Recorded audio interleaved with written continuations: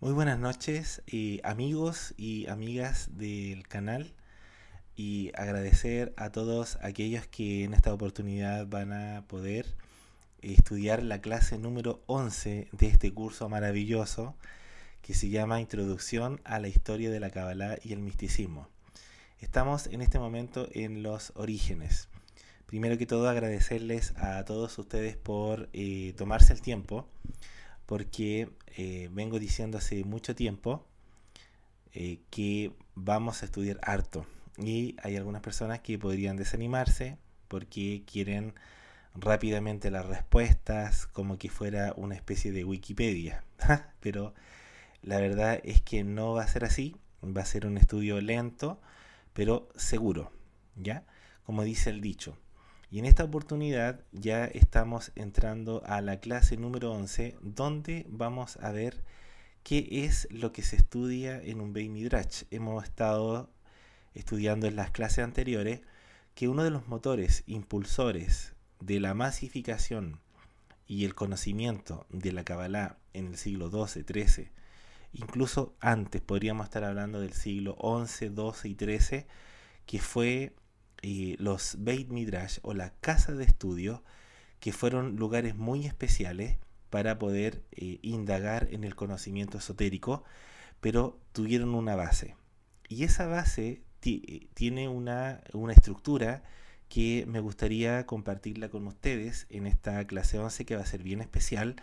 Yo creo que, como decimos, como dice el dicho, matar dos pájaros de un tiro, aunque esta materia, mejor dicho, es demasiado profunda, pero vamos a intentar sintetizar algo que por lo menos a las personas que dicen ¿cómo empiezo yo a estudiar la Torah? Otros dicen ¿cómo yo empiezo a estudiar la Kabbalah y el misticismo? Hay una fuente, por supuesto. La Kabbalah no son libros dispersos, ¿ya? Algunos creen que los libros de Kabbalah son solamente el Sefer Habahir, el Sefer Yetzirah, el Sefer Hazoar, pero hay muchos otros que incluso todavía algunos no se han traducido del hebreo a las otras lenguas. Pero todos esos libros que son aproximadamente registrados, según he contado yo, son aproximadamente entre 60 o 70 libros conocidos. ¿Ya?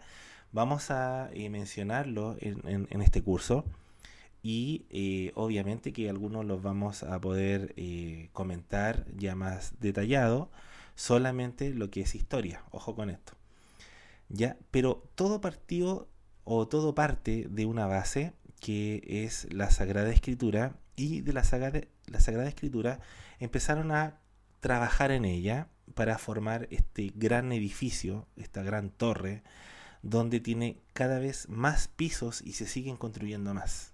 ¿Ya?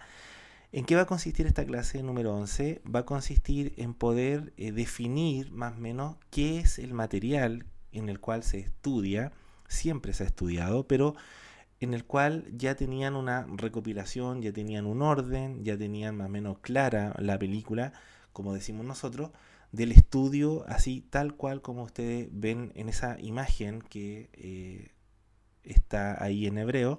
Mucha literatura, muchos libros nacen de la Sagrada Escritura, lo que nosotros llamamos la Torah. ¿Ya? Y hoy vamos a ver un poco de historia relacionado a qué era lo que estudiaban en los Beit Midrash, en las casas de estudio. Si usted ha llegado a esta clase, le agradecería que pudiera ver las clases anteriores, y aquellos que quieren ir siguiendo este curso gratuito, ¿ya?, de la historia de la Kabbalah y el misticismo, nosotros tenemos un Telegram que está en la descripción del video, puede usted agregarse y allí va a poder ver las diapositivas y también el orden de cómo va este curso, ¿ya? Entonces, el material que voy a compartir con ustedes en esta noche también va a ir en Telegram para que usted lo pueda revisar y poder ir a lo mejor ir comparando, averiguando o por allí buscando, ¿ya? Entonces, iniciamos.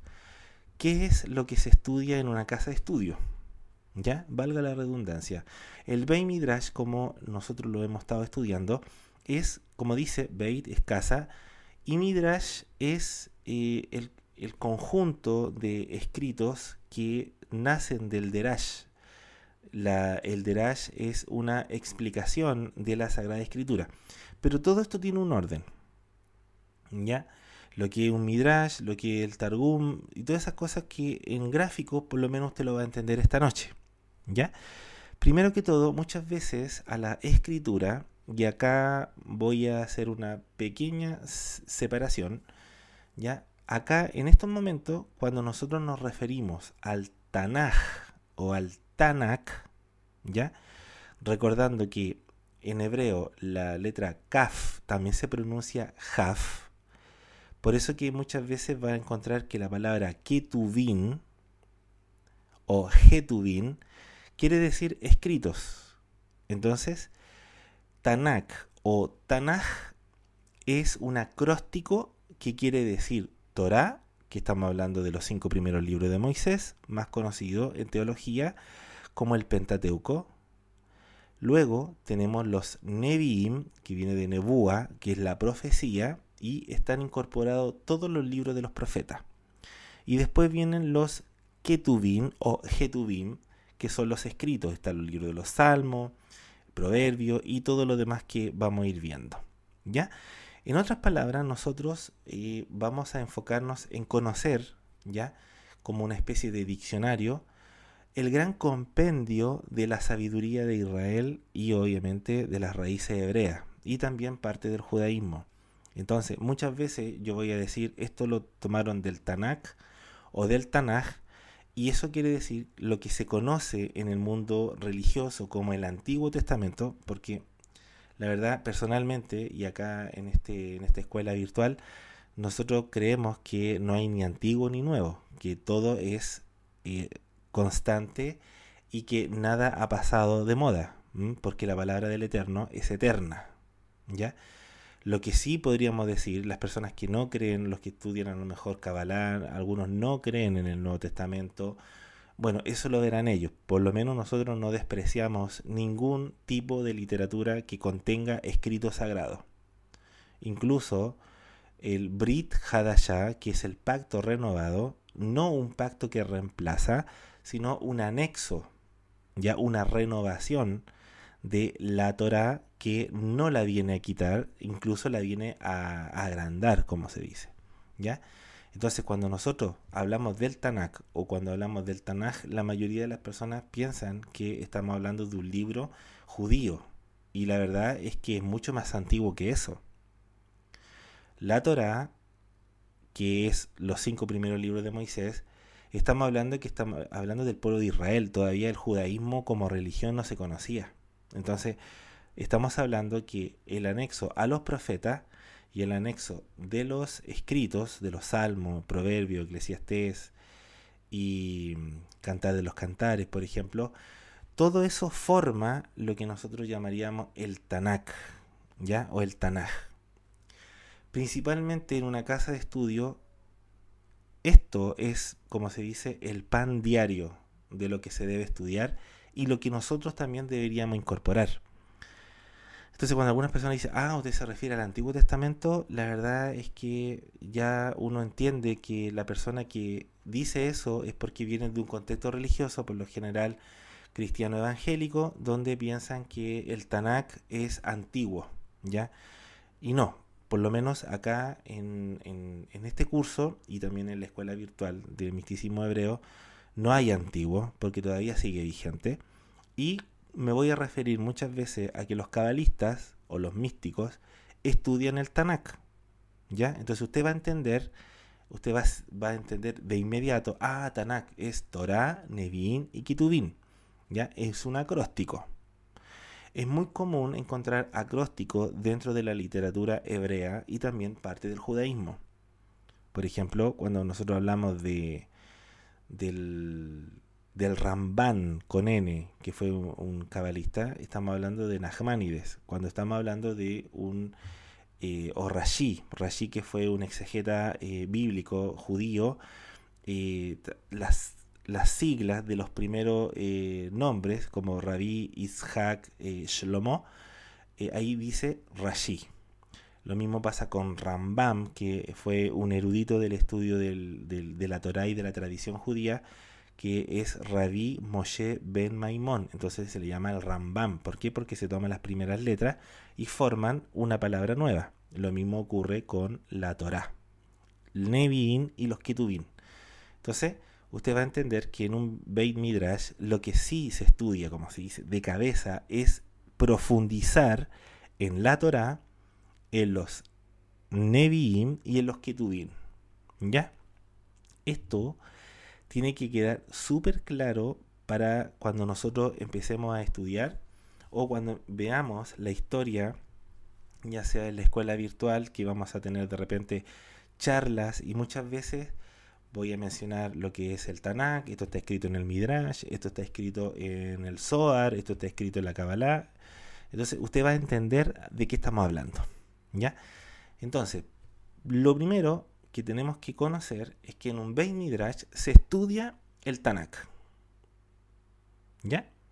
Y no se estudia solamente por estudiarlo de leerlo, ¿ya? Se indaga, se profundiza entre los textos, las relaciones que tienen los textos, sistemas de interpretación como el Pardes, que se investiga más a fondo acerca del contenido de la Torá.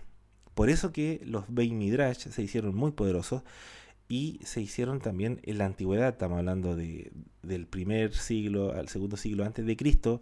Ya empezaron las casas de estudio a formalizar el estudio del Tanakh, ¿ya? Entonces, vamos a continuar, vamos a ir cambiando de diapositiva y vamos a encontrar que en el Tanaj o en el Tanakh, Torá, Nevi'im y Ketuvim, nosotros vamos a encontrar al Génesis, Éxodo, Levítico, Número y Deuteronomio, que en hebreo allí aparece como el libro de Bereshit, refiriéndose al Génesis. El libro de Shemot es el Éxodo, Vayikra es Levítico, Bemidbar, Números, y Devarim, Deuteronomio.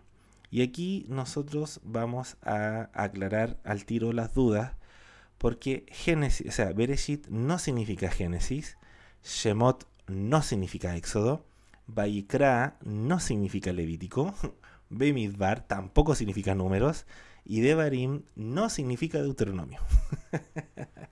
Entonces, usted se preguntará, ¿por qué le pusieron esos nombres? Bueno, esos nombres los puso, ¿cierto?, la teología cristiana para poder entender más o menos de qué está tratando el libro. Nosotros sabemos que el Bereshit, que significa desde los principios o por los principios, ¿alguien entiende por los principios o en el principio, en los principios, los dos principios? Un montón de cosas. Los teólogos no se complicaron tanto y dijeron, bueno, como aquí el Bereshit está hablando de la creación, está hablando del origen, entonces pongámosle genética o génesis, ¿ya?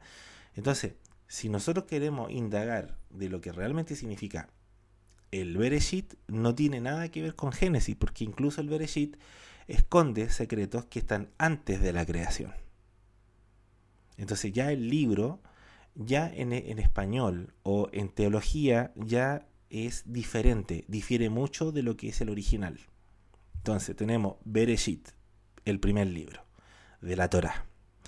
Luego tenemos Shemot, y Shemot no significa éxodo, significa nombres. Viene de la palabra Shem, que es nombre, y Ot es el plural femenino de decir Shemot. Estos son los nombres, porque así empieza el libro de Shemot. Y estos son los nombres de los hijos de Israel que entraron a la tierra de Egipto. Entonces, hay mucha profundidad, mucho secreto de por qué los libros se llaman así, por qué tienen ese nombre, por qué empiezan así.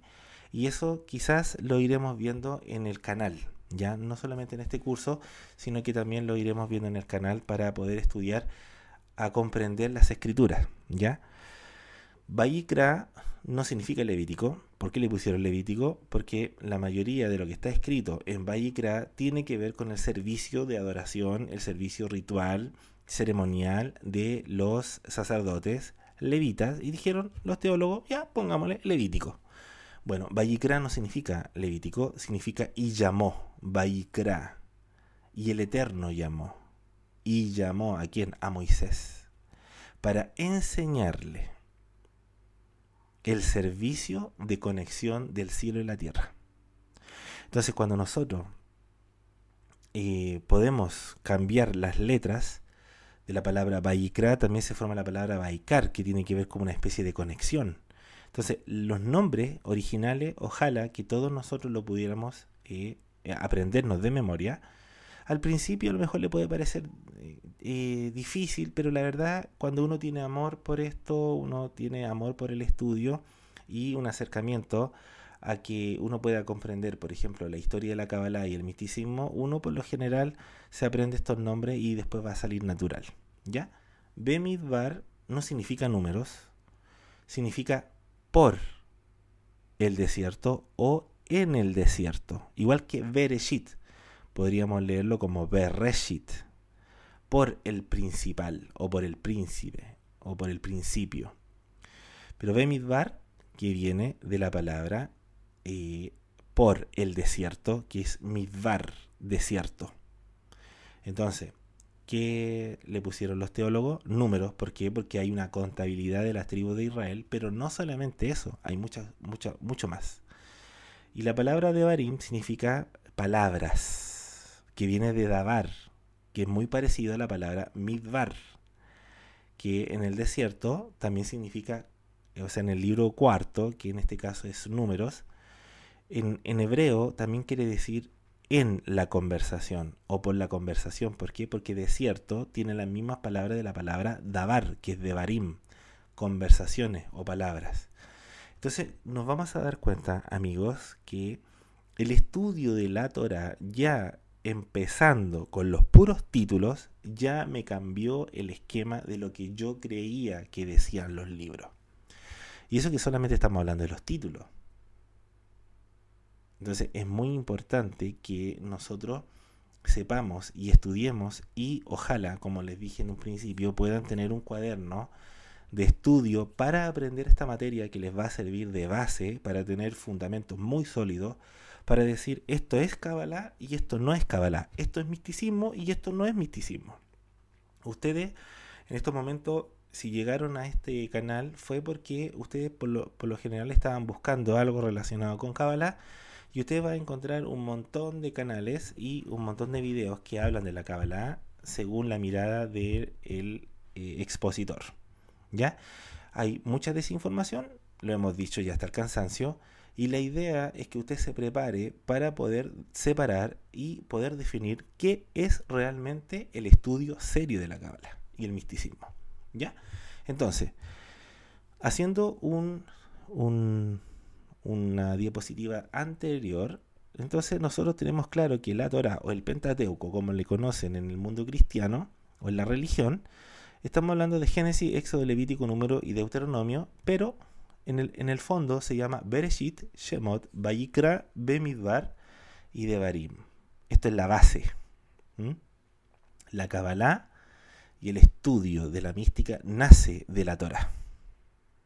Lo hemos dicho siempre, y lo vamos a decir siempre.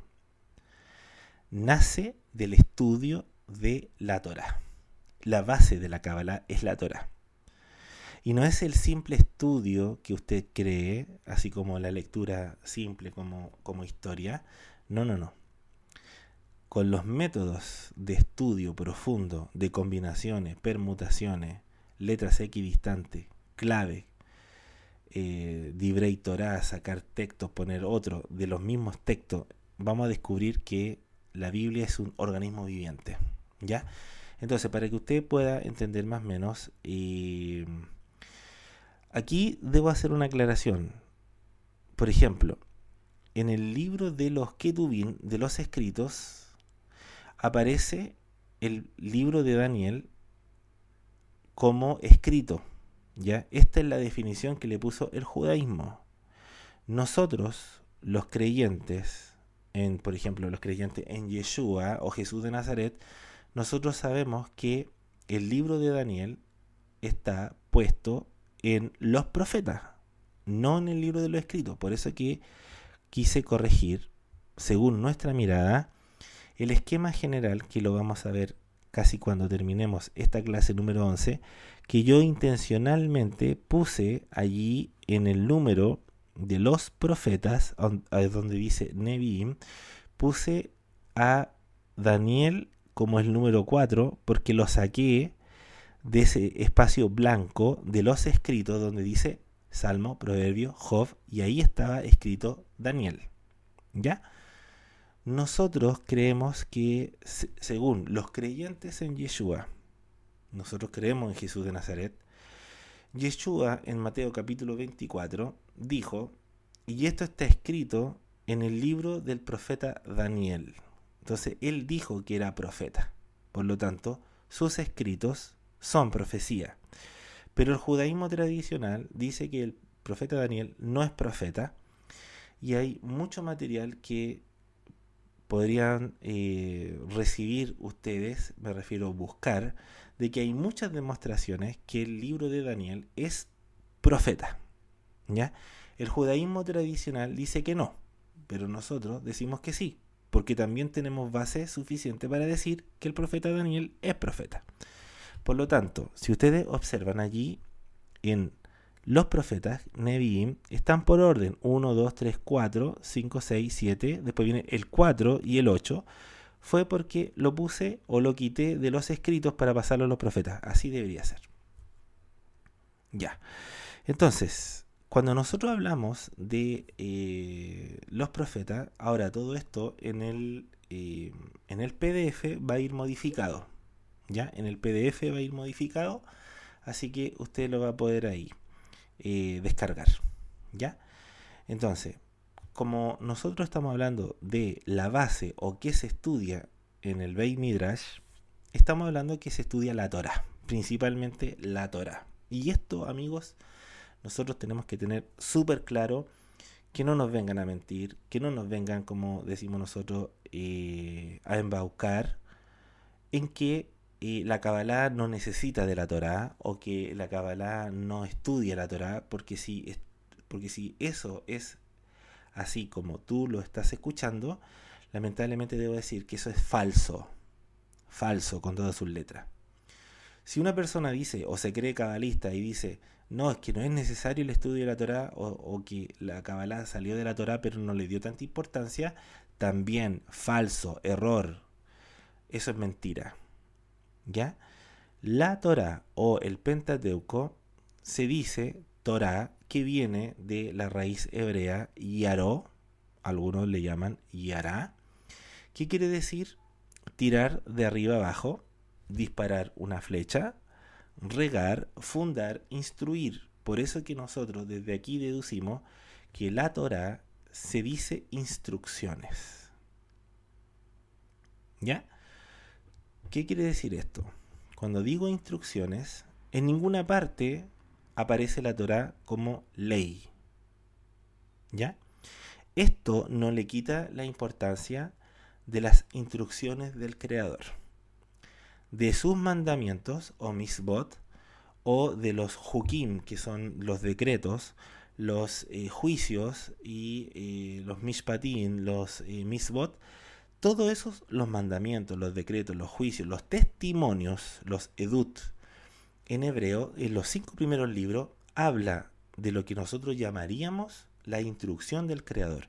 Pero nunca la instrucción del Creador fue manifestada como que si fuera una ley rígida. Me refiero a que la gente le tuviera miedo a obedecerla, sino que el planteamiento de la Torá es siempre enfocada a que alguien pueda instruirse y educarse para la vida, para poder disparar, como se dice, con un arco y una flecha, dar en el blanco, no equivocarse.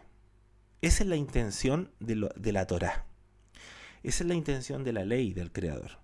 Pero la gente, la mayoría, cree que cuando hablamos de ley, hablamos de algo así súper severo, súper estricto.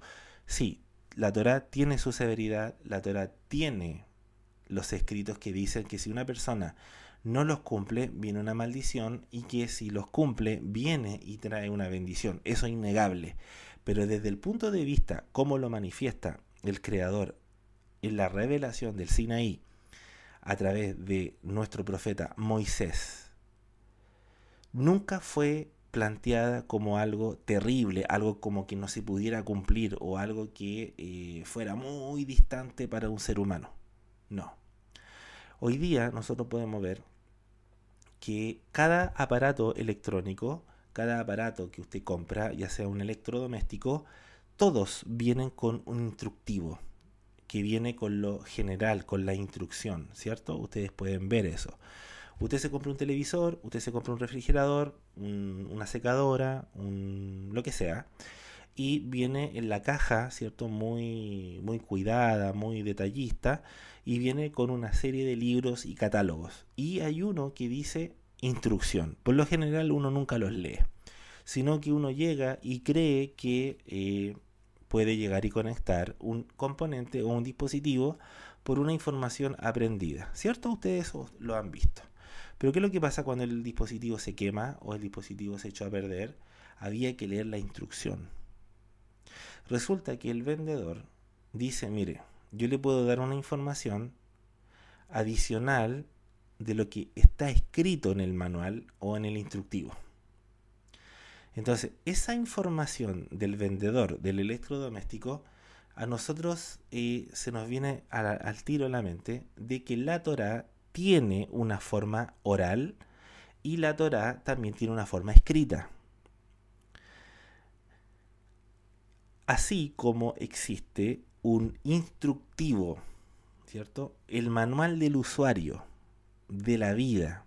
El Creador, bendito sea, dijo, usted compró un electrodoméstico, viene y escuche al vendedor o al experto que le va a dar unas indicaciones, pero el experto o el técnico le va a decir a usted, mire, lea el manual, lea el instructivo, se va a dar cuenta de que en el instructivo va a aparecer esto y yo le aconsejo por experiencia que también puede ocurrir esto otro. ¿Listo? ¿Qué es lo que ocurre? Que cuando usted compra ese electrodoméstico, a usted puede que le nazca la curiosidad cuando el electrodoméstico se echa a perder y usted dice, ¿cómo yo puedo arreglar el instructivo? O sea, ¿cómo yo puedo arreglar el electrodoméstico? Hay que llevarlo al servicio técnico. Por lo tanto, cuando usted lo lleva al servicio técnico, el técnico o el ingeniero dice, perfecto, descubre la falla. ¿Por qué? Porque él tiene el manual de servicio técnico, el manual de la mantención de la máquina. Tiene los conocimientos de los amperajes, de la estructura electrónica. Entonces, ¿qué significa? Que hay un conocimiento avanzado que no está a disposición del usuario común y corriente, sino que hay una materia que tiene que ver con la reparación, los cambios de pieza, las modificaciones que uno le puede hacer al dispositivo, las trampitas o los trucos que uno pudiera sacarle aún más provecho. Esa información y ese conocimiento lo maneja el técnico, lo maneja el ingeniero y el arquitecto, por así decirlo. Bueno, ¿quiénes son los arquitectos, los ingenieros, los técnicos de la vida? Los cabalistas y los místicos, para que usted me lo pueda entender de una manera gráfica. La Torá fue entregada de una forma que cualquier persona, incluso hasta un niño, lo puede leer. Está escrita en forma de historia, relatada como que si fuera un cuento, pero no es un cuento y tampoco es una historia. ¿Que contiene historia? Sí, pero no es un libro de historia. Cuando nosotros estudiamos y la Kabbalah y el misticismo estudia la Torá, se da cuenta de que las cronologías están cambiadas a propósito y que hay palabras que no van y que no encajan porque los verbos no van y no encajan porque está hecha a propósito. Por eso que cuando viene una persona y quiere estudiar de manera racional la Biblia, se va a encontrar que tiene muchos errores, pseudo errores.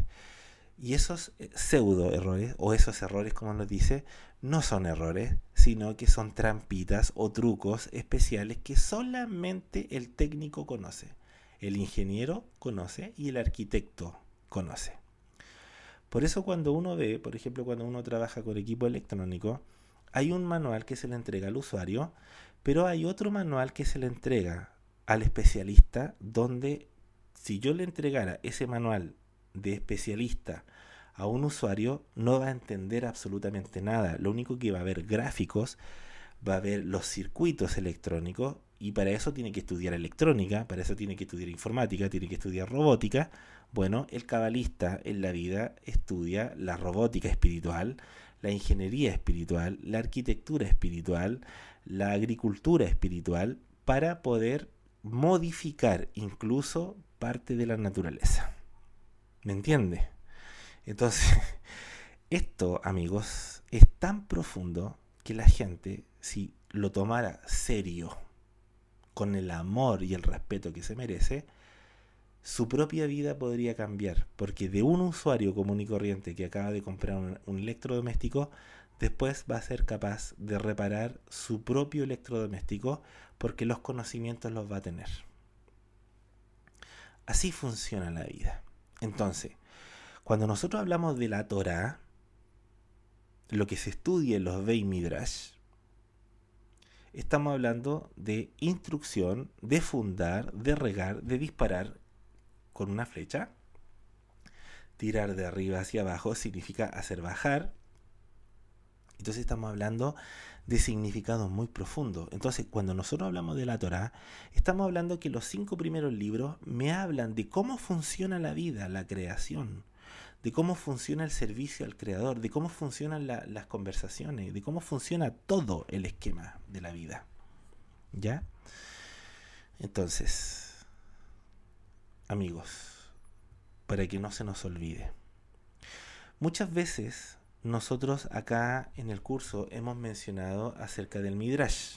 ¿Ya? Usted va a ver allí qué es el Midrash, y usted va a comprender de inmediato, en su mano derecha va a encontrar que la Torá oral y la Torá escrita, que es el Pentateuco o la Torá, que tiene los libros de el Tanakh, que son la conformación de la Torá, los profetas y los escritos, a eso nosotros le llamamos Torá escrita. ¿Bien? Ahora, según la mística hebrea, la Torá oral es la Kabbalah y el misticismo. Según el judaísmo tradicional, la Torá oral es la Mishnah, el Midrash, el Zohar, la Gemara, los Geonim, los Rishonim, el Shulchan Aruch y los Aharonim. Bueno, me quiero detener en que las casas de estudio o los Beit Midrash, ¿qué es el Midrash? Explicaciones de porciones narrativas y éticas presentadas por los Tanaim y los Amoraim, que son dos grupos o dos órdenes de sabios, conocidos como los Tana y los Amora, que quieren decir los expertos en ciertas explicaciones bíblicas que tienen que ver con narraciones o incluso hasta no son historias simplemente, sino que el Midrash es una explicación ya aplicada con técnicas de interpretación avanzada y que le puede extraer aún mucho más a un texto bíblico. ¿Ya? Por lo general, los Midrashim están relatados como cuentos o de repente como historias, pero que en el fondo no es un simple cuento y tampoco es una simple historia, sino que tiene que ver con un conocimiento o un saber que va más allá de lo evidente. Voy a darles un ejemplo, ¿ya? Y les pido que pongan mucha atención con lo que voy a compartirles. Un ejemplo de Midrash, que este es el que siempre utilizo para que la gente pueda entender.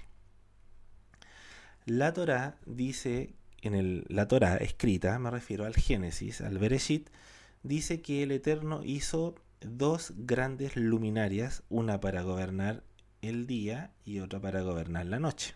Perfecto, cuando uno lo lee en hebreo, Dice, e hizo Dios las dos grandes lumbreras. Pero después, cuando uno lee más adelante, dice que Dios hizo la lumbrera mayor y la lumbrera menor. ¿Cómo? No que las dos eran grandes, no que las dos eran mayores. ¿Qué es más grande, el día o la noche? Y aquí viene la explicación del Midrash. El Midrash viene a contar una historia de lo que realmente ocurrió y que se puede sacar con los métodos espirituales y técnicos de los textos sagrados, y descubrieron que la luna y el sol en un ambiente más elevado tuvieron como un pequeño altercado. ¿Qué significa? La luna le dijo al creador, ¿cómo yo voy a regir junto al sol? Siendo que yo también soy grande. Yo no quiero que hayan dos personas grandes dentro del universo alumbrando a la Tierra, sino que tienes que elegir a una de las dos. Entonces el Eterno dice en el Midrash que se enojó con la luna y la achicó, y al sol lo dejó como estaba, y a la luna la dejó más pequeña, más reducida, y le quitó parte de la luminosidad. ¿Qué nos dice el Midrash? El Midrash nos dice que la luna por muchas eras estuvo sola y que le pidió al Creador que la perdonara, y el Eterno la perdonó. Y para hacer que ella no estuviera sola, toda esa energía que le quitó la luna la disgregó en el universo en pequeñas luces, lo que nosotros llamaríamos las estrellas. Cuando usted escucha esa historia, usted dice lo primero: ¿cómo el sol y la luna van a hablar? ¿Cómo Dios la achicó? Eso no está escrito de manera literal, dice alguien. Cuando usted estudia la Torá escrita con los métodos hebreos y místicos, se va a dar cuenta que cada letra tiene un significado distinto. Y usted puede llegar a la conclusión de que efectivamente hay una historia no contada en el Génesis y que está en el mismo Génesis. Para eso recurrimos nosotros al Midrash, y el Midrash viene a explicar aquellas partes o porciones de la Torá que no están explicadas, como por ejemplo, dice el Génesis, en el principio, ¿cierto?, creó Dios los cielos y la tierra estaba desordenada y vacía. Dice, y el Eterno separó la luz de las tinieblas, y a la luz llamó día, y a las tinieblas llamó noche. ¿Listo? ¿Y si todavía no estaban creados ni el sol ni la luna? Porque fue creado en el día tercero, o el día cuarto. El sol y la luna recién vienen a aparecer días después del día y la noche. La pregunta es, ¿qué es lo que ocurrió? ¿Quiere decir que hay otra luz? ¿Hay otra noche? ¿Hay otro día? Aparte del día y la noche que yo conozco. Bueno, ahí entonces recurrimos nosotros a las explicaciones del Zohar, o a la Gemara, o a los Geonim, a los Rishonim, y ahí empezamos nosotros a descubrir que lo escrito tiene códigos y se sigue sacando.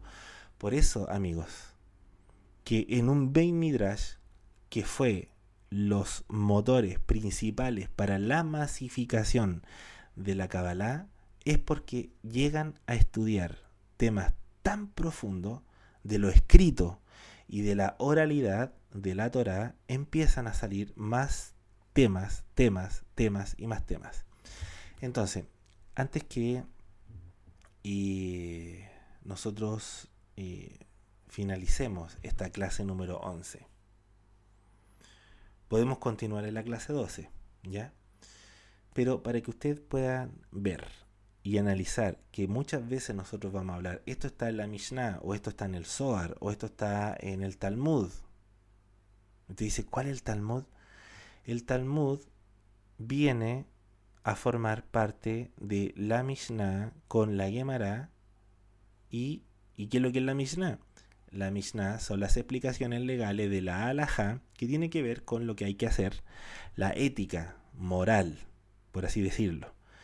Y la Agadá son algunos relatos o tratados en forma de cuentos A diferencia del Midrash, que es una historia más avanzada, los tratados agádicos tienen que ver con las mismas explicaciones legales, pero para contar una historia para que se pueda entender. Por ejemplo, a ver cómo lo podríamos explicar. Una historia de la Agadá, por ejemplo.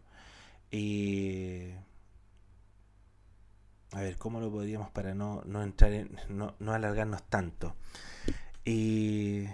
Por lo general, los relatos agádicos tienen que ver muy parecido con lo que se conocería como las parábolas, pero no son parábolas, pero más que todo son relatos que se parecen mucho a lo que nosotros llamamos las parábolas, que en hebreo se dice mashal, pero el mashal tiene que ver con un enfoque distinto. Por eso es que yo les digo, hermano, estos conocimientos son muy, muy, muy profundos, muy avanzados, pero no es para que tú te asustes, es para que tú digas, wow, qué lindo, wow, yo pensaba que sabía todo. Equivocadamente algunos creen, no, yo ya sé todo, falta mucho que estudiar, y por lo menos puede servirte este material como para poder acercarte ya de una manera o una visión más amplia de lo que se estudia en un Beit Midrash. Entonces, cuando nosotros empezamos a ver o analizar qué es lo que estudia o qué es lo que se estudia en un Beit Midrash, es precisamente el estudio profundo de la Torah, los Nevi'im y los Ketuvim. Entonces, iniciamos nosotros con que todos estos libros era el pan de cada día para los futuros cabalistas. Que, como les dije en las clases anteriores, la Kabbalah se revela en el siglo XIII, pero desde antes siempre ha estado el estudio de la mística. Los profetas ya siempre estudiaron. Entonces, si les digo esto acerca de la Torah, amigos, es porque hoy día, lamentablemente, está tan disperso que algunos dicen, no, esto está en la Kabbalah, pero si la Kabbalah no es un libro. No, si esto está en la Kabbalah, pero ¿dónde está? Bueno, esto está en el Zohar, esto está en el Sefer Yetzirah, este está en el Sefer Harraziel o en otro libro. Y uno dice, ¿y dónde encuentro eso? ¿Dónde está? ¿En qué? ¿Dónde lo esquematizo por último? Bueno, aquí en este cuadro y en este gráfico va a encontrar una forma muy didáctica de poder comprender cómo funciona todo el tema o cómo fue el que los cabalistas, los primeros cabalistas que se dan a conocer, estudiaban y conocían en gran parte esta sabiduría y este conocimiento como base para estudiar la Kabbalah. ¿Ya? Entonces, mis amigos, antes de finalizar, les agradezco su tiempo. Vamos a, como les dije, por lo general las clases iban a ser como de media hora a 40 minutos, y para que no sea así muy, muy extenso, pero vamos a dejar hartas clases para poder profundizar en lo que estudiaban los Beit Midrash. ¿Ya? Así que les agradezco el poder tomarse el tiempo de estudiar en este curso gratuito, y les agradecería muchísimo el que ustedes pudieran compartir este material o esta información. Les agradecería de todo corazón el que usted pueda expandir para que las personas realmente conozcan la historia, la introducción a la historia de la Kabbalah y el misticismo de una manera tranquila, seria y responsable. ¿Ya? Así que un abrazo, espero que todos se encuentren bien y gracias por su tiempo.